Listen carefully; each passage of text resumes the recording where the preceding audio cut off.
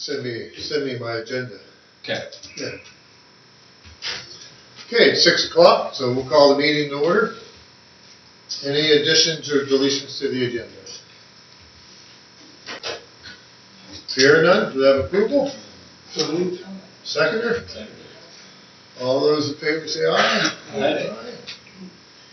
Motion carried. So we always put the delegations up first, so that way you don't have to sit here for 2 or 3 hours of boring nothing.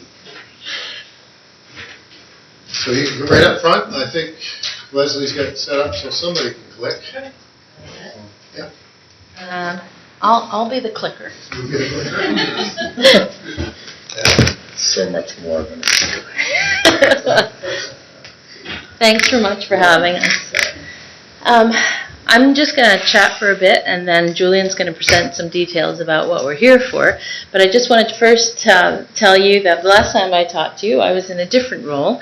So on May 1st, I took over a new position with the Western Wren, and I'm now a program project coordinator and basically municipal liaison. So I took over some of the work that Evan Nemeth did. I believe that you all have heard from Evan over the years, and this is a continuation of the project that Evan first started working on for us. So in 2019, we did a baseline study of the energy grid and energy transmission lines in this region. And you've probably heard this before, but we have some of the oldest and the most tapped out lines for electricity in the province. And what that meant for the Western Wren was that there were businesses who were struggling to grow in the region because they couldn't access the power that they needed.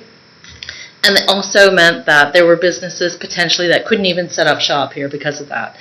So we went on and got additional funding and did some feasibility studies to see what could be done. We didn't think Nova Scotia Power was going to answer the call to build more capacity on those lines, so we had to come up with some other solutions. So the last study that we had commissioned was finished in February of this year. And 2 of the recommendations in that study were that we look at a regional PACE program, which is why we're here today, but also to look at putting in place a new position in the region called an energy concierge. And an energy concierge, as outlined in this document, was somebody that could help residents, homeowners, navigate all the programs that are existing out there already. We know that, you can get a rebate on a heat pump and you can have an assessment done, but it's really complicated. There's provincial programs, there's federal programs, and it kind of becomes a little overwhelming. So this person was meant to help people navigate that. So when I started looking into what that could potentially look like, if we could find a funding partner, I Googled energy concierge and actually found out that there's an organization that has a team of energy concierges who do exactly this work, but they do so much more. So we've had multiple conversations going back to, I don't even know how long we've been talking now. early September. Yeah, a few A months. season ago. Yeah, before the snow. And once we found out exactly what Switch PACE CIC did, it sounded like a very good fit for what we were trying to accomplish here in the region. So we reached out to our municipal partners, and we have put in a funding application to the Sustainable Communities Fund through NSFM to help launch this program. So without me going into too much detail about the program, I'd like to introduce Julian Boyle. He's the president of Switch PACE and founder. And he's going to, I'll click through, but he'll be able to go through some information about the company, about the program, and I'll be here to answer any questions as well. But for now, I'll just be the clicker. As soon as I figure out how to click. Okay, take it away, Julian. Thank you, Brenda. Thank you for the invitation to come speak to you tonight. As Brenda mentioned, we've been working pretty hard, I think, behind the scenes, not only with you folks, but other municipalities, and in particular the Wren, to really think about a cohesive program within the region. Really exciting opportunity we see here. I've got about a 10 or 15 minute presentation. What I would say is I'm here to really come to wherever you folks are with either your understanding about PACE and kind of just lay out maybe some of the breadcrumbs where we see where the opportunity on this going over the next 6 or 7 months. Lots more work to do. I used to work for the City of Halifax for about 15 years, and so I think you have a lot longer attention spans than them, but I'm going to keep this to about 10 or 15 minutes. So a lot of information coming at you quickly, but we'll hopefully I can just treat this as kind of as an icebreaker tonight and see where this takes us. So just a little bit, I mean, what I think is a little bit of just another next click on is just a little bit of, I guess, like to start with the classic, why would you folks be interested in a PACE program and being part of a PACE program? Brenda's sort of done a little bit of the background, I think, specifically to the Digby region and some of the challenges you have with the grid here. In a general sense, Nova Scotia, for better or worse, we have some of the biggest energy efficiency opportunities in Canada here. We have the highest energy costs in Canada.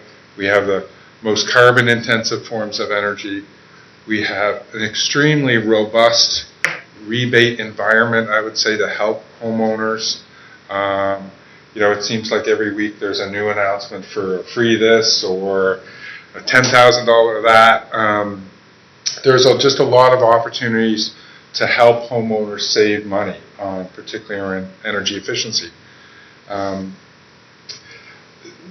So I put the first kind of point here, though, these programs are really about engaging the community and working with like the stakeholders in the community, like whether that's local contractors, homeowners, whomever, to kind of stitch together the opportunity. And it's one of the really fun parts about our job, actually, is everybody wants to save money, but once they start saving money, they realize that actually they're sort of part of a bigger community effort here.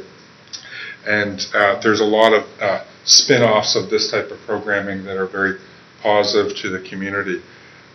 It certainly saves people money, and I would say typically homeowners have a return on investment of somewhere between 20 and 50%, and even in today's stock market, that is a pretty credible return. But it's also about creating economic opportunities here locally, and I think that's one of the most interesting things about working with the REN is they really see the opportunity here to lay the foundation for local jobs. Energy efficiency is a local resource. We can't ship in, people from Halifax even, or Toronto, or wherever. I mean, a lot of the material might not be actually manufactured here in Digby or Nova Scotia in general. But this type of work actually has a very high local labor content. And so we run a program, I'll give an example, in Charlottetown. We're engaged with about 80 plus different contractors in the programming there. And so some of the small doors and window guys that wouldn't be familiar with the energy efficiency industry, and some really large solar and heat pump contractors and insulating contractors. But this is about really creating kind of bandwidth and capacity locally to create opportunity. And so that's, the last point would be around energy poverty. And, we've done a lot of work in different regions in Nova Scotia, Colchester, Pictou, Wolfville, West Hants. But Southwest Nova Scotia in particular has some of the highest rates of energy poverty in Nova Scotia. There's about 55% of the population, and what's defined as energy poverty is when you're spending more than 6% of your pre-tax income on energy. More than 55% of the population here does that. And if you see mapping, it's particularly acute in some parts of Digby and Yarmouth County. And so, helping homeowners save money and have access to programs is really important. I think from just a little bit, about us. I always got to have like the company intro. We're based in Halifax. We design, administrate, and finance PACE programs. That's all we do. So this is, we're kind of a niche company, but we work all across Canada, actually. We have programs in development in a couple of provinces. We right now are actively running programs in Nova Scotia and PEI. So I think we've been recognized nationally by Federation of Canadian Municipalities. We actually won a big award last year, you know, we are kind of the leaders of PACE in Canada. So you know, I think, you know, thanks to Brenda, I think, you know, she pumps our ego a little bit, but that's not easy to do, right? From you know, a fairly small office and team in Halifax, we're actually having a pretty big impact.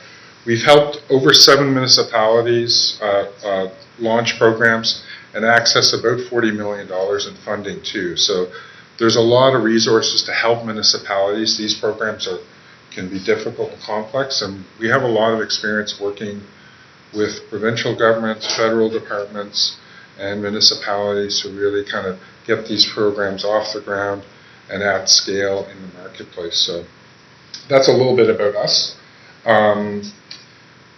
Next slide, I guess.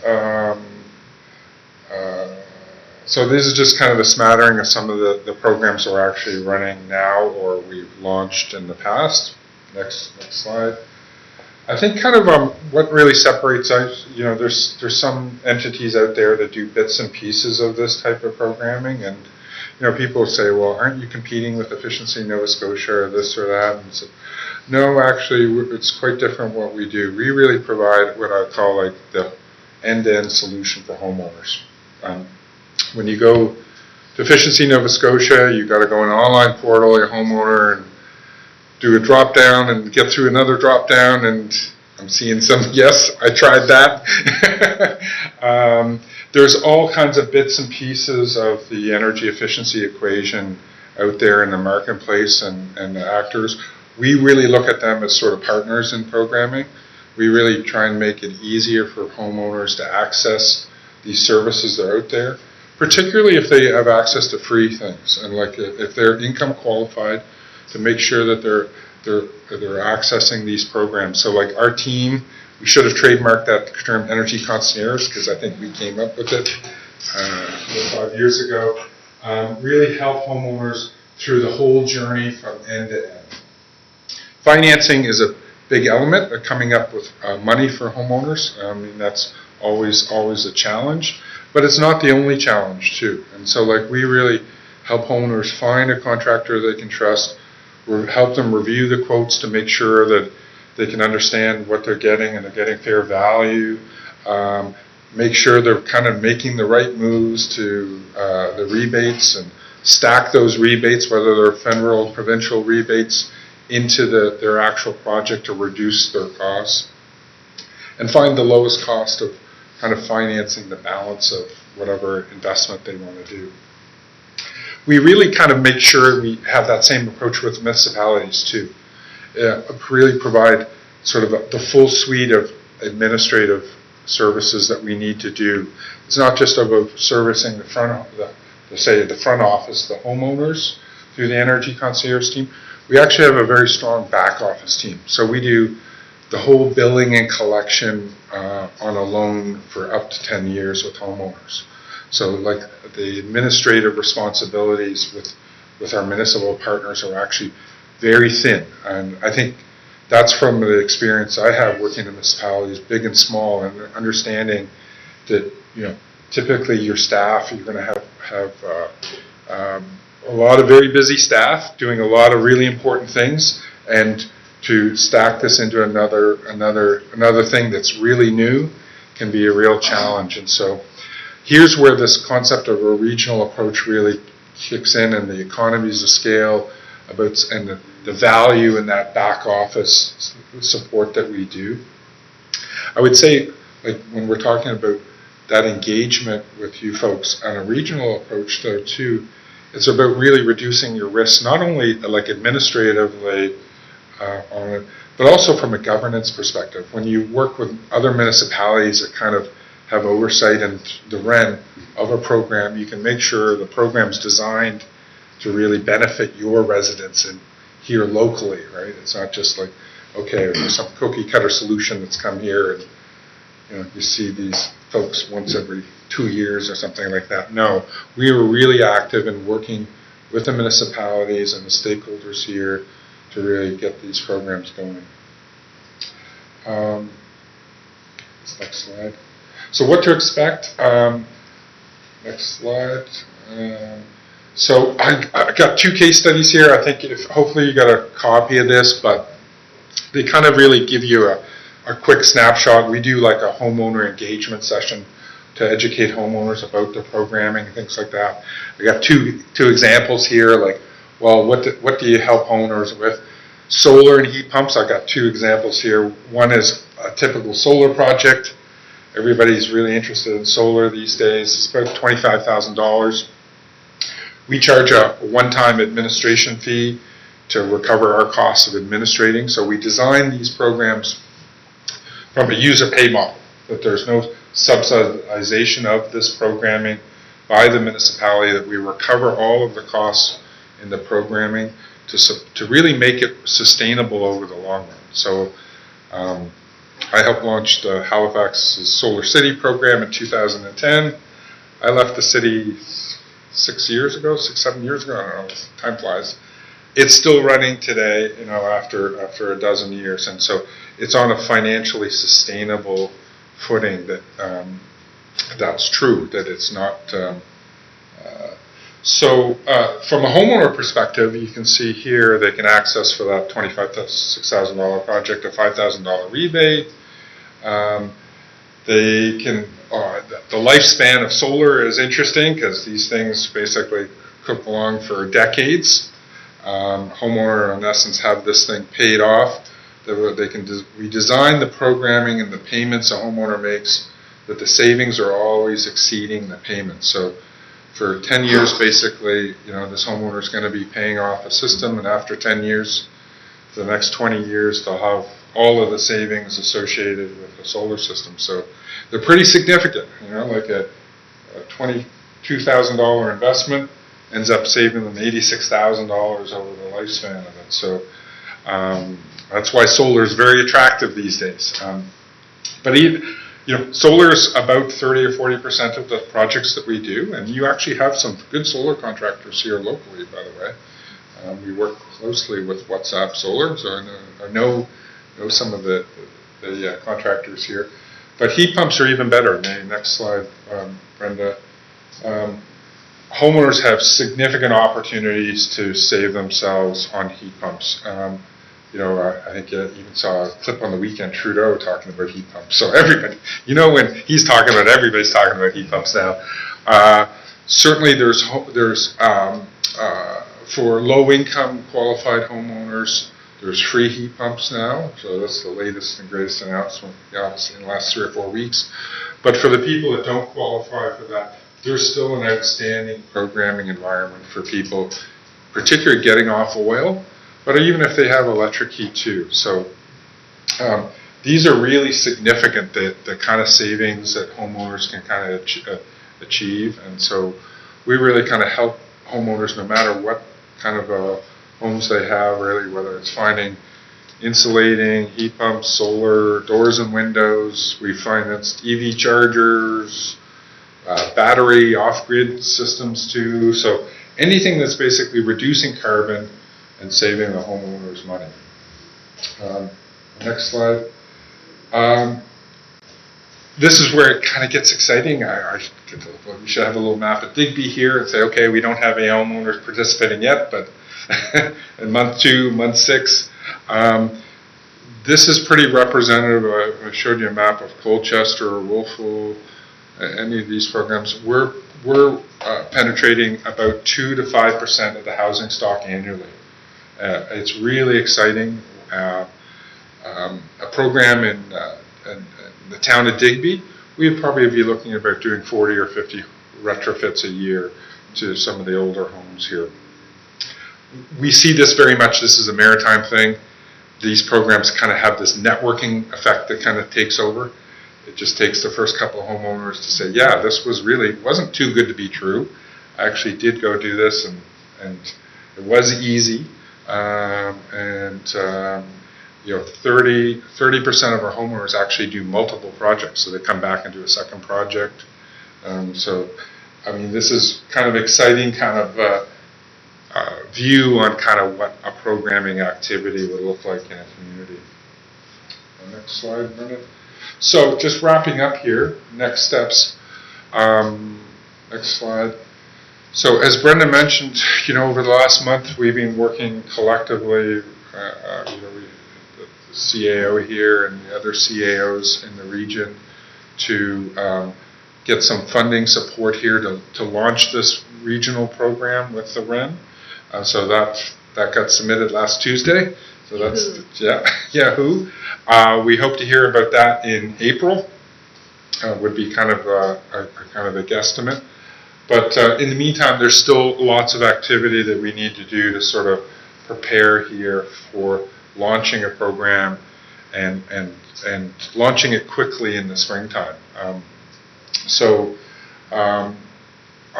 We're going to be creating something called a local climate leadership council, and details of that are still to be worked out with the REN, but I would suspect we're probably looking for 2 people from each municipality to participate in this. So one a staff person, one either a resident or a councillor, and really kind of have some sort of oversight on kind of how the program's really operating, not only just in your area, in your district, but the region. And so we think this is a useful forum to kind of collaborate on. We've done this with other programs where we actually had multiple municipalities sort of acting like a governance committee. I hate the term governance committee, so it's really a climate leadership council, and they will provide kind of strategic oversight of the programming, ensuring that some of the diversity and equity targets and programming is actually being achieved, and what kind of outcomes. And like these programs always have some challenges, and so like the feedback loop on, okay, how's it going? We can't find a contractor that does this, and how are we going to attract some contractors here to set up shop, or whatever that kind of challenge is.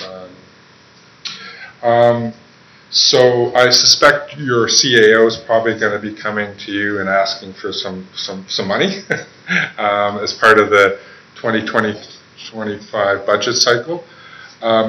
Your money is going to basically get highly leveraged here with the Sustainable Communities Fund and our capital too. So it's kind of like, I would call it almost like a 10-to-1 or 20-to-1 ratio. So, I think there's no better opportunity if I was in your shoes to really go for it within the context of a PACE program now. Like we kind of really make this a low cost, low entry, low risk kind of environment. So, we're going to be excited to work with you folks. Of course, you folks all call the shots here on the budget, but so we'll wait to hear on that. But I think we're starting to continue to do a lot of the preparatory work here to launch this program with a lot of energy and vigor in the spring of 2024.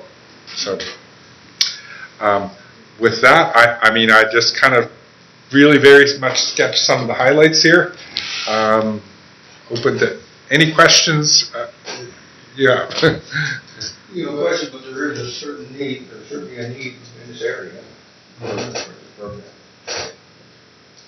So it looks like your fee is 5%. I was just quickly count. Is that what your fee is? 5% of the? Yeah. So that's 5% of actual projects completed. Mm-hmm. So we take a lot of administrative risk here in getting this program off the. Now we have a lot of confidence because we've launched a lot of other programs and see the uptake in the programming. So we're looking at somewhere between $3 and $4 million in the region here.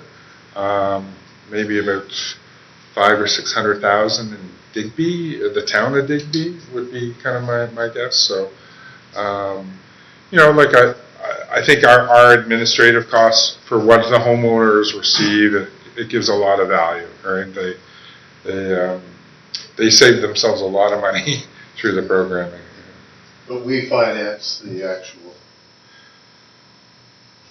cost of the project, unless you find, like, there's the Canadian Green, that's a $40,000 interest-free loan, which may or may not expire in April. It's due to expire in April.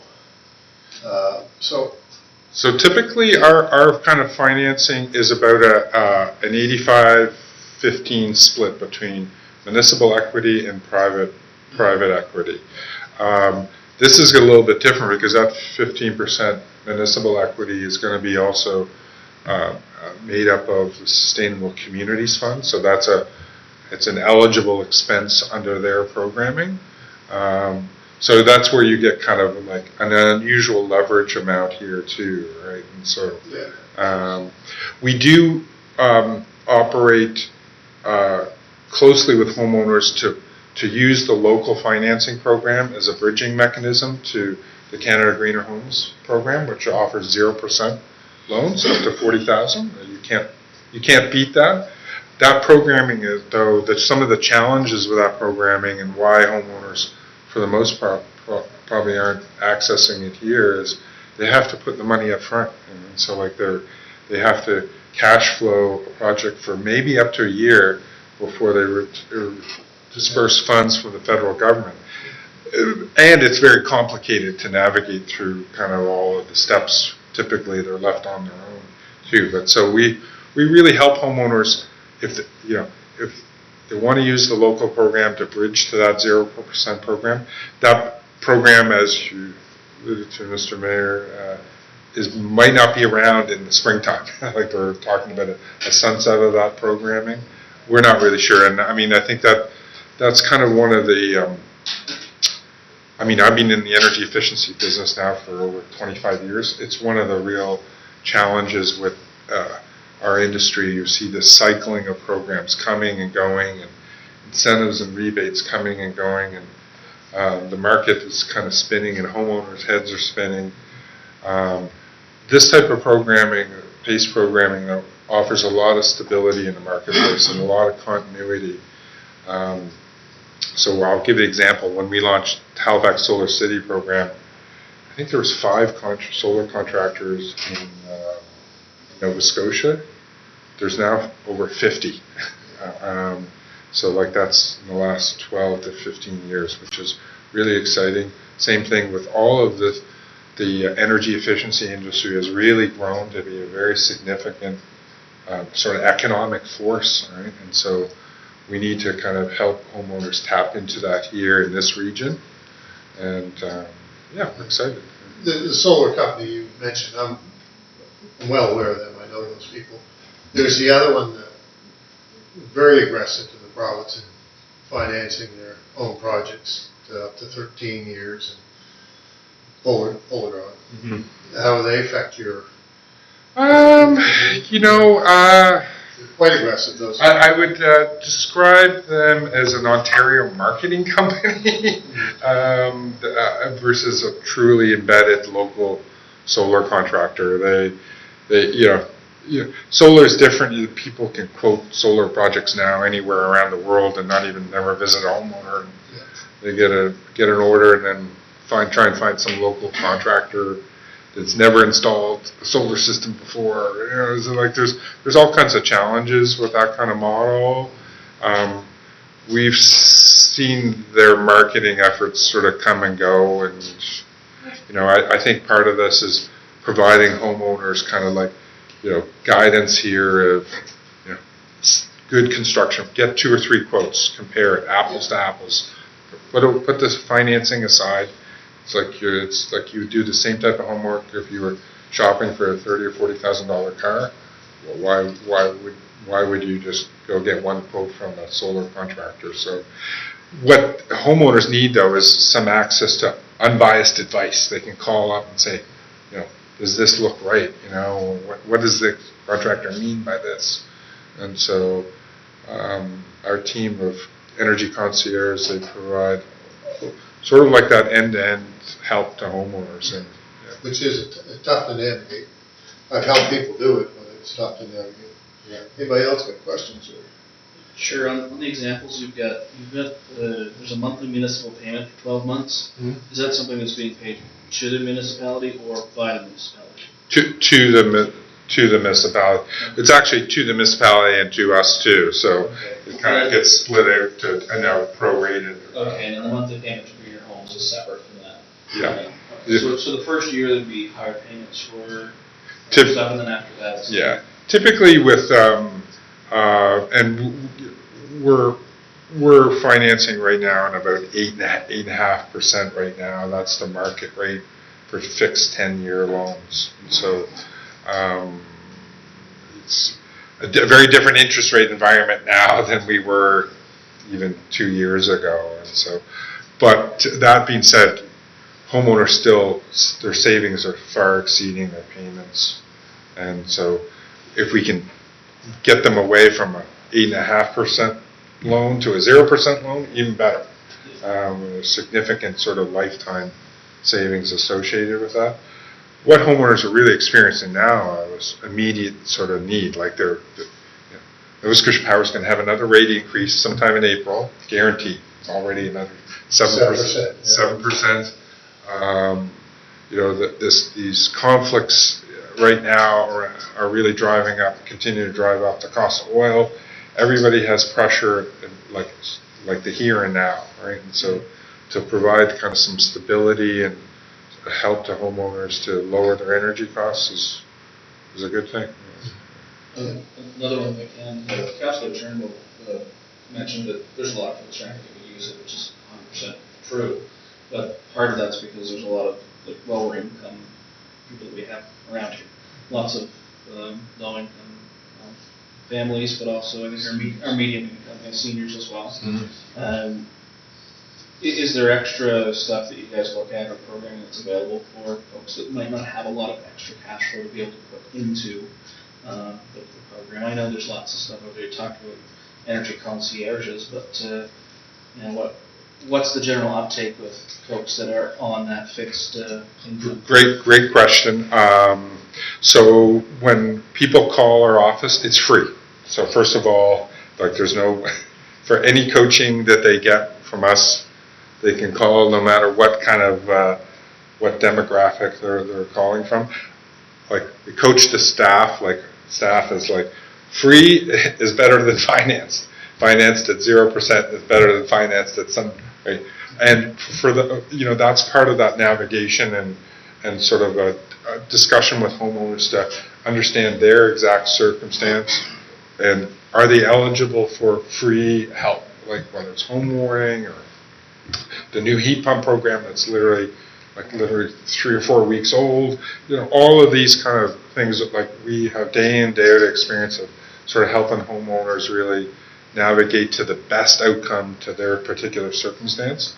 There's that part of the population though that doesn't qualify for the low income cutoffs are quite low, right? And so I think it's a family of 2, it's under 45,000, 50,000 income. So there's lots of people that are kind of just above that need help.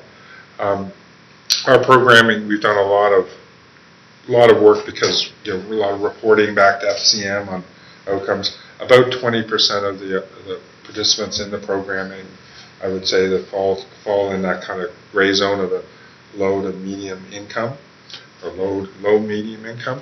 One of the great things about the Sustainable Communities Fund application though, is there's lots of things that we can do to kind of help those homeowners. So we'll be waiving the administration fee. In Charlottetown we got a cool thing. We've got a solar layaway. So if you're a qualifying homeowner and your system went live in November and wasn't producing much solar, well, you don't actually have to start your payments till June, right? And so so making sure that it's cash flow positive to those particular homeowners. So lots of exciting things we're going to do. There's going to be a lot of support here for the Acadian community too, to deal with kind of language maybe issues, or hope to have an Acadian energy concierge. Seniors in particular, they're not, like, they might not have the internet. We've got lots of examples of helping seniors that are at home and need help. That's, we've figured out how to crack that nut and really kind of come to homeowners wherever they are to really help them access programming. It's really about making it easy. And so our team really kind of breaks down all of the barriers to kind of help guide homeowners through it kind of step by step, not overwhelm them, and say, okay, and we have a long track record of we kind of can, in the early on discussion, kind of know where an outcome that we're very sure that they're going to be able to get to and how to get there. So. Okay. In the 1980s, there were several energy efficiency programs that were announced in this area. A lot of people took advantage of that. It was slow to start because people didn't understand, people weren't educated about the program. A lot of people got new wires for the houses, new windows, insulation, a lot of those things. What kind of a process do you have for educating people to make them understand the process with you is much more simple than just going through the government, provincial, and federal process? So we do a lot of direct kind of education with homeowners. So we'll run like homeowners information sessions at the community centers, typically every 2 or 3 months. Sometimes we do specific things. Okay, a lot of interest right now for solar or heat pumps, specifically kind of workshop to talk about and sort of dispel some of the myths around that. The biggest thing, though, I gotta say, is we have a phone number that people answer the phone. So we have an email, of course, and a website and all that, but it's really about engaging with the homeowner and listening to the homeowner, understanding, their circumstance, what's their ambition, what they're trying to solve from a comfort issue, cost, there could be all kinds of different kind of scenarios of how familiar they are with the sort of technology. So it's kind of like a role certainly you as counselors play here too in helping engage the community, right? And sort of say, okay, we've got a resource here that's available to the community to help people. Here's a phone number, call the number, right? So Can you progress it too, like right now? Solar is kind of the sexy thing to look at right now, but there's also a lot of savings in heat pumps for hot water heaters and heat pumps for dryers, for clothes. And absolutely, there's all kinds of new technology that's always evolving. it seems like it all starts in Asia. They make it popular, and then suddenly in North America they realize, oh, we can save a lot of money. Yeah. I mean, there's nothing too sexy about insulating, but we have a lot of old housing stock here in Nova Scotia, like some of the oldest in Canada. Some of these are not. Yeah, and Really efficient. yeah, and so there's a lot of opportunity to help homeowners to, reduce like mold in their home and all of this sort of ancillary benefits that come from a properly insulated home and air sealed. So yeah. Okay, well, you've given us lots to think about.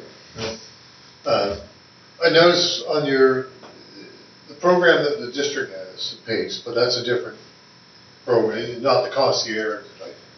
Yeah. Municipality of Digby? Yeah. Yeah, they're on the Efficiency One program.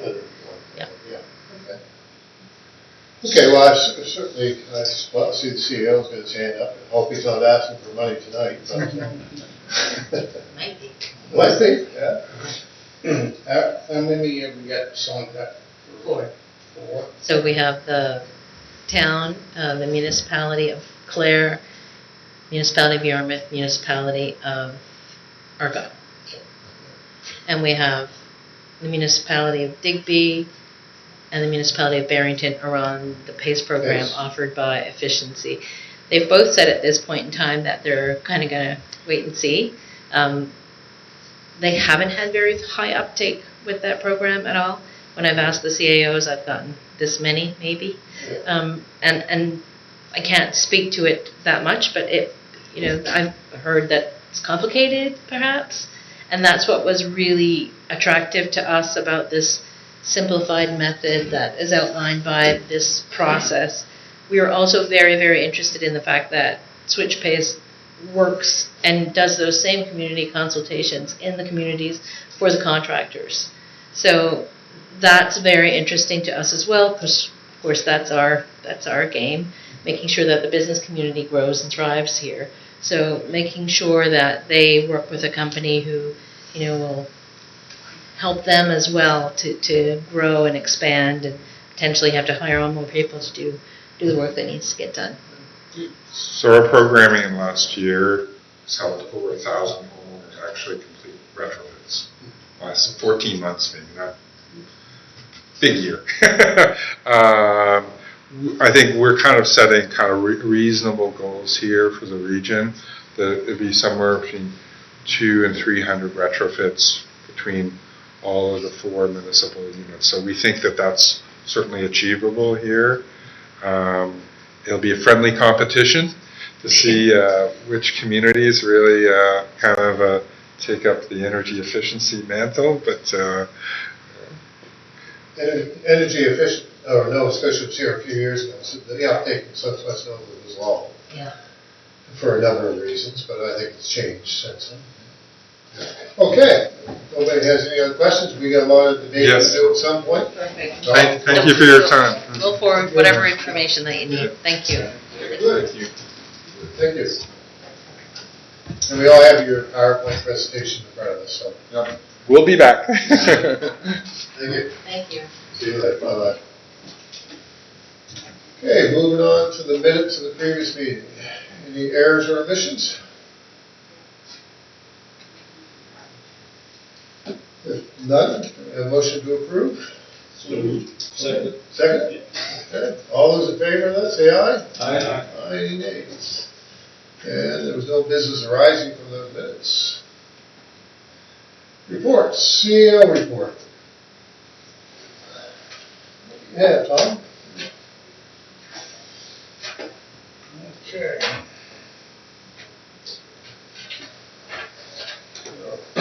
American levy bylaw, so the draft bylaw has been reviewed by legal and found no issues of concern. However, there was a couple of edits that in the municipality gave first reading. One was basically a typo, and the other was the effective date they changed. We had in our draft December 31st. They got February 1st. That's just so that you can talk and get it done. Get time, so I have sort of amended ours to mirror theirs. And the only other issue is that they are just amending their current bylaw as opposed to what we've done. We just repealed our old bylaw and done that. Yeah. So, taking on a shelter, so an MOU agreement between the town and the Archdiocese of Halifax, Yarmouth, and the St. Pat's Catholic Church has been drafted and sent to the parties for their review and execution. No response on that yet? No. Call for application municipal capital growth program. So an application is being prepared for staff under the MCGP, and the projects included will be for backup generators for the town hall and 3 waste water lift stations. The requested letter of regional municipal PACE program, so the requested letter of support has been sent to the Rand Municipality District of Yarmouth. Has stepped up to be the lead municipality for the application to the NSFM's Sustainable Communities Challenge Fund, and the Municipality District of Barrington has decided to opt out of participating. They're happy with the current PACE program and believe that continuing with it will support the REN's vision of working with residential homeowners and having them become as energy efficient as possible to increase capacity in our local grid in order to allow more commercial investment in the region. Yeah, so we should have that on our next agenda again, discussing the PACER. Yeah, program, more conversation on it. I agree with them about the confusion. Me and another chap have been helping somebody go through 7 or 8 different applications that we've gone through. It's not really confusing, but people are afraid it's gonna cost them money. Oh, yes, yeah, what's it gonna cost me, yeah, so they can alleviate that, show it's not gonna cost them anything. So we'll add this presentation to our agenda again later, so we can have a deep conversation here. Any questions for the CEO? No? Just have your meeting on the 27th. 27th. The first. The first one? Fine, Okay. yeah. Okay. Committee of the whole report, there were a couple recommendations that came here for motions. Someone want to put those forward? First, you just heard about the marketing levy bylaw, it needs to be, it's been amended. So we're going to be February the 1st too, Tom? No, or we're going to stay with that 31st. Oh, yes. I thought you was talking about something. No. No, what the changes are, Yeah. and I got something else. So, the changes, or the amendments that were made in section 16A, and it's just to add the word that, to direct that, the use of funds collected. So basically, this is a grammar, and the other thing is February 1st, 2024, as opposed to December 31st, 2023. So that's the only 2 changes, and another one is that we're repealing hours, and Okay. So I want to put that forward for first reading. I will make that motion for first reading of bylaw 2023-03. Seconder? Any further discussion on it? We've discussed it a lot over the last month. All those in favor, say aye. Aye. Any opposed? And the next one.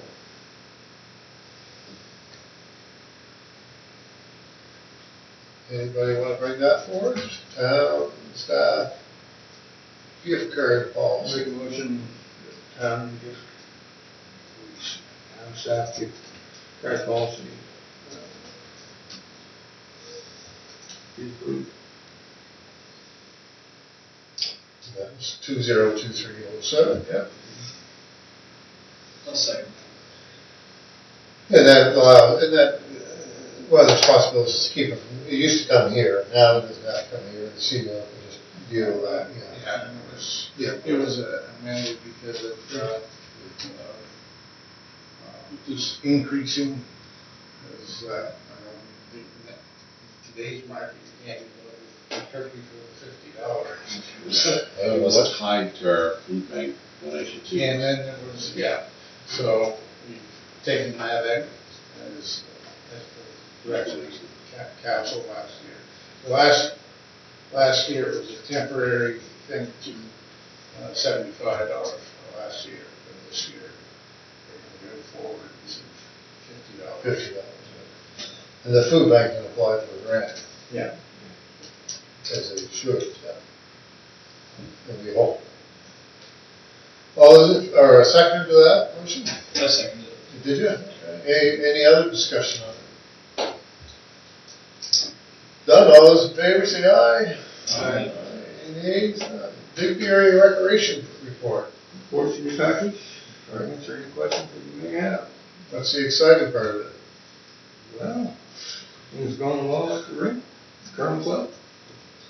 What's ice rentals like? Are they up, down? It's, They're there's a saying? little more, there's a couple more, senior groups that are using the ice and stuff. Senior hockey and they're trying to get, there's quite a few seniors, back at Curran. Road, yeah. Splash Park, that don't look at. I see it's set up, is it, yeah? We're good to use that in February? Yeah. Yeah. Is that pretty well on budget? Of course, I don't know, they got so much money now. Yeah, it's pretty well on budget. Is it? Yeah. Any other questions for you fellows? None? Okay. Waste jack. Mike, I don't think I get the email from the last meeting. I got a call. Not too much to report. Extended producer responsibility is in effect as of January 1st, 2024, so that's a good thing. And they did bring up both the 10-cent refund on the beverage containers. New Brunswick is going up an increase, but Nova Scotia's been 5 cents for. Yeah, it is. It's 5 cents forever, so if they want people to save them, pick them up, take them back, they're gonna start raising that up. But they got an 80% return. Return. Yeah, so that's better. Yeah, it's worth it. Better than New Brunswick, that's better than Yeah. Northland. Of course, we have quite a team picking it up around town. Well, we do. Yeah, but they appreciate the raise too. Yeah. Exactly. Is there anything we should write it, that's waste check, should we write it? Waste check. Should we as council write to the, say it's time to raise it? Us didn't really seem to be willing to do anything for it, so. Yeah. I mean, we can actually send something from the town for sure, and say Yeah. we should write a letter into it for sure. We went to the plant in Kentville last month as well, we was from the policy committee, and they're going through the same thing, like, still 20 years, and we gotta separate and be so, and the plant's like millions of dollars to do, and it's, money that they can use too, so. Okay. Correspondence, Dallas House Society. Looking for donations.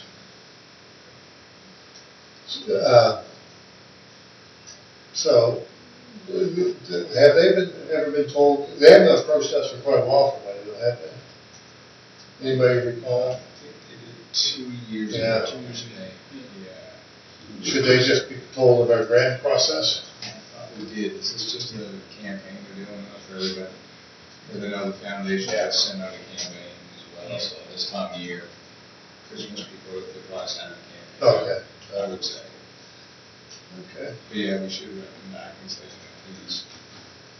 Yeah, please apply under our grant A lot of program. locals use it, that's for sure. Yep. Okay, we can do that. And our letter that we sent to the Honorable Pavel Rozikas. So as you heard, Certainly works. yeah, well, it's when I was talking to the Honorable Chris Altamont last Friday or Thursday, he said it's, everybody came out of the gate in a hurry to stop it, so when I had the call back in September that was being considered, and I think I told you I had a call 11 o'clock at night from the streets in Ottawa that this was happening. It was on the list of possibilities, and Chris said, wow, everybody in Southwest Nova jumped all over it, so it changed their mind quite quickly. So the campaign worked. Yeah. Yeah, so, on both sides of the bay, not to the degree I hope on the St. John side, because people on the St. John side don't see the ferry as important to them, because everything's going that way, trucks, and tourism tends to go, but, Tom, did you put up on the cloud some of the letters that we got? This, yeah, or just, Yeah, in the oh, yeah, they're in the package, sorry, that's what I saw. So you saw, that's just an example of the letters that were out, or we received from the Trucking Association and all those folks. Yeah, yeah. So it worked. And it seems like we'll probably be, every 10 years, we seem to be having to save our ferry. I don't understand, leave the ferries alone. They're highways in the Maritimes. Something maybe we could look at some point after dust settles around this a little bit is like re-engaging the federal level of government to say we want a permanent, solution to this instead of it coming up every 10 years or 20 years for funding. That they work towards putting something in place to say they're going to continuously fund the ferry until Digby or St. John don't exist.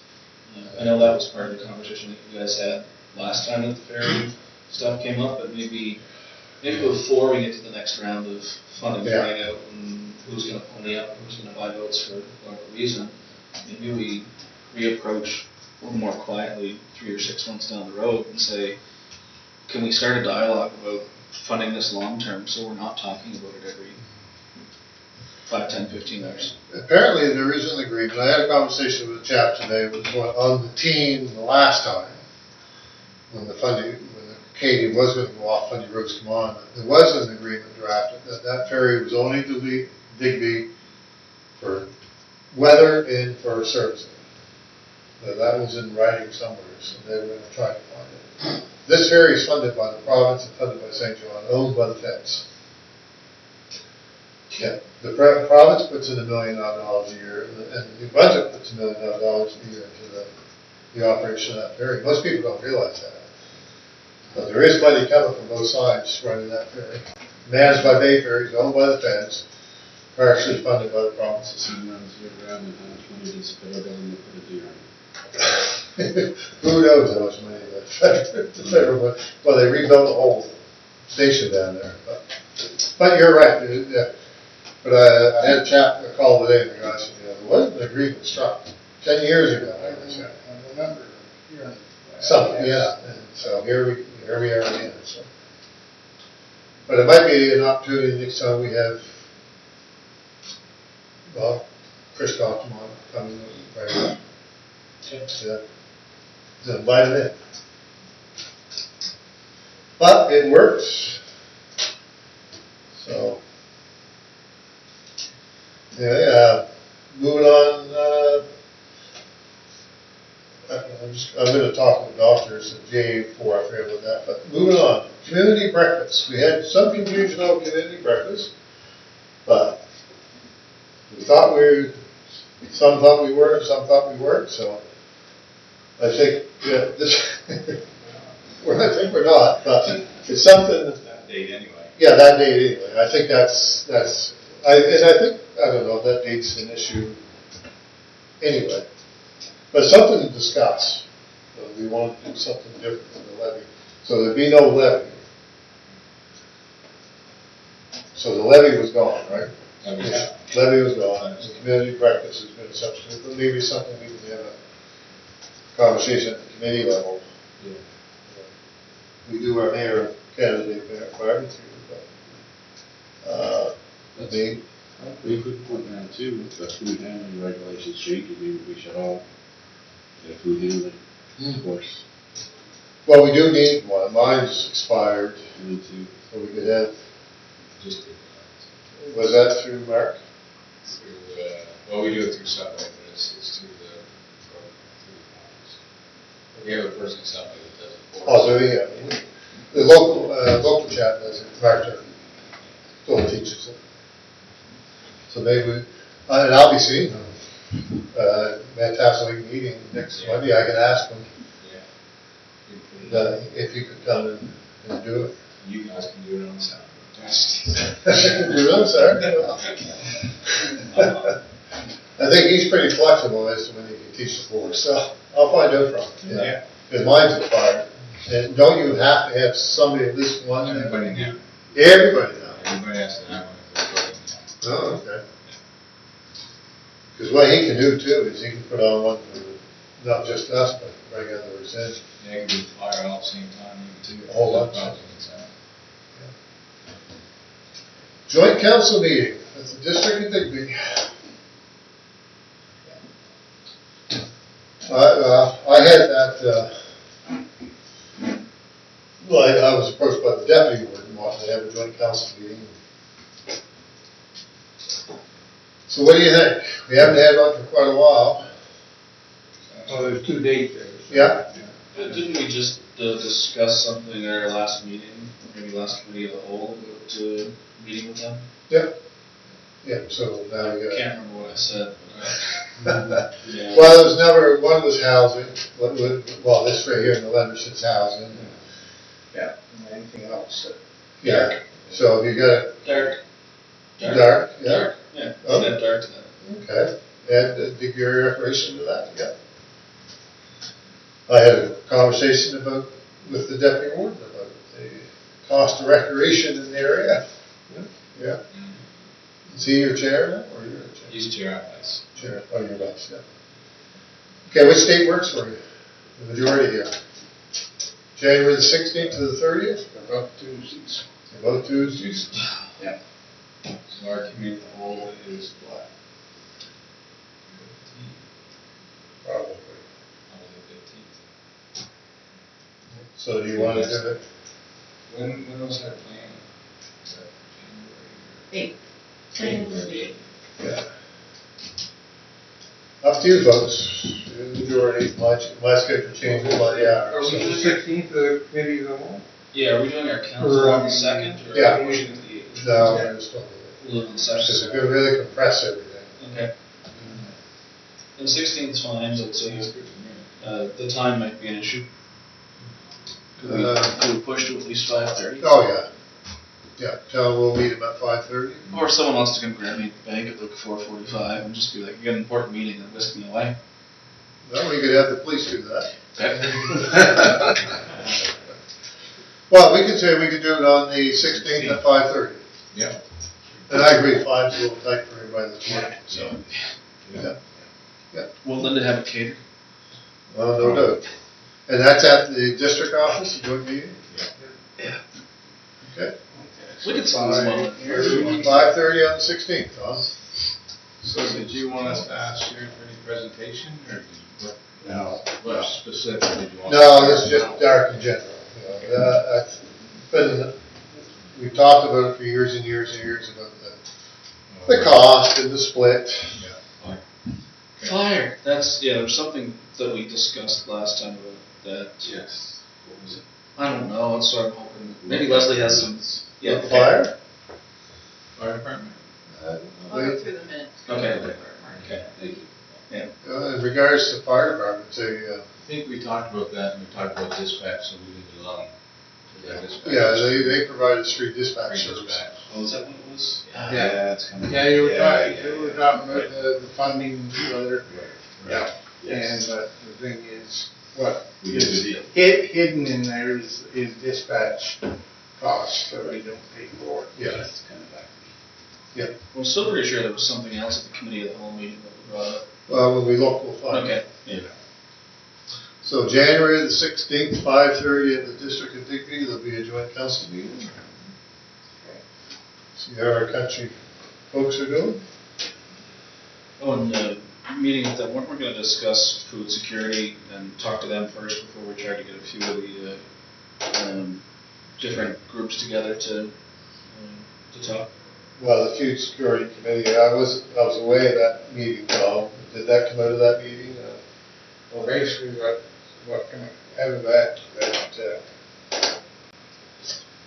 turning the tides, Erica, is she compiled a spreadsheet that she sent out to all the members wants more input. But that's where we are at this point, trying to, at least if we have a data, sort of a database of who's doing what. Yeah.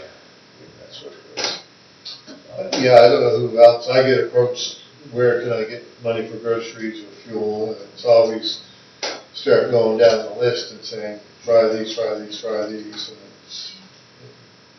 And there's so many others out there doing cabinet kitchens everywhere. I see there's one at Community Gardens, which I didn't know about till a week ago. There's one sitting there. Yeah. Priority resolution, municipal grant growth program. What do you, So that's, it yep, has to accompany the application. So it's basically setting, this project is a priority of council, plus also committing to our share of funding. If if you approve it. if it's been approved, yeah. So those are the keys, and that's pretty much all covered in. So you want us to make a resolution or a motion? Us. I'll make that motion for the town of this Digby Municipality Council resolution. That's enough. Just in case we need to borrow money. Second? Council Turnbull? Did you second that? Yes. Oh, okay, let's try. No, it's not from borrowing money. No, it's just, yeah. It's a commitment to, Yeah, and, yeah, I shouldn't have used the word borrow. yeah. See, it's basically, the worst of updated costs, so, but we do have some already approved in the 23-24 capital budget. They just want proof that we're committed to. Yeah, that's basically what this is. Any discussion on that? None, all those in favor of that? Say aye. Aye. Any nays? And just want to talk about doctors. I picked up a doctor at the airport 2 weeks ago, Dr. Nagu, I'm not going to say it right. He's here now, so that gives us 6 doctors. Several are part-time, but they're 3 days a week, 4 days a week. So you can now contact the clinic. We've been sharing it, I don't know if people have seen it, but you can call the clinic any day of the week now, and you will get scheduled an appointment. 245-1307. And then you have the on-tax clinic, and then they're holding walk-in clinics, usually Wednesday night at the building. So now there was an issue, I met with somebody the other day, it's a walk-in clinic, but they were made to stand outside in the cold. They were lined up and win, and I said, that's a bit, they shouldn't allow so many to come in into the waiting area. Was it COVID protocols? Well, I don't know yet. I'm trying to arrange a meeting with the administrator this week because, I had an appointment there last week, and when I went there, the place was full. yeah. Which is nice to see. So, so they're organizing themselves, so it's going to be vastly improved with the 6. And then the mobile clinic, which I tell people, take advantage of that because you get in, you will get an appointment, you will get a follow-up, you will get like a nurse practitioner or something. And they're going to be hiring a bunch more. Something to add, because I know we have quite a few of them here. The province announced today that they're going to work towards limiting or removing more of the travel nurses that are more frequent. Maybe something that we want to make sure we keep an eye on as they announce anything else or talk about it more, because we do understand we have a fairly decent number of them that travel to Digby. There is a lot. Yeah, and they seem to have a good opinion of doing the travel nursing thing through Digby, but I'd be worried if the province wants to go a little heavy-handed on it and push back on travel nursing, because unless we're going to get some of those folks to come here full-time, it's probably a necessity for the area at this point. Next thing I was going to talk about was nurses. Okay. There's 10,000 applications before the province for registered nurses when they opened up over the last couple of months. And in talking with there's a new position in healthcare. There's always a new position, but she called me this last week to say that Digby will be getting some new RNs through those 10,000 applications. So, and some of them are due to arrive this month.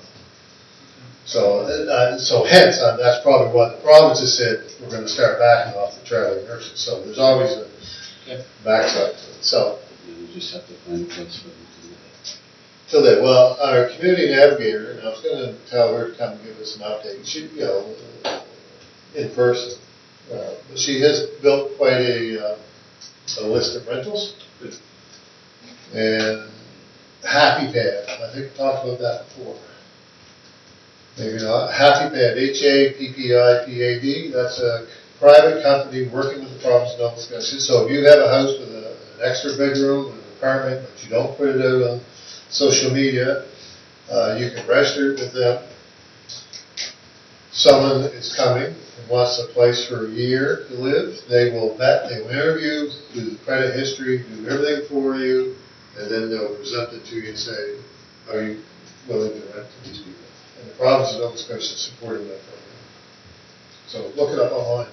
So if you have an extra bedroom, you can register that, and they'll rent your bedroom for short periods of time. You don't want to commit it for years. Yeah. Okay, so we got good news, we've got 6 doctors, now we have to retain them. So when you see a doctor, you can retain them.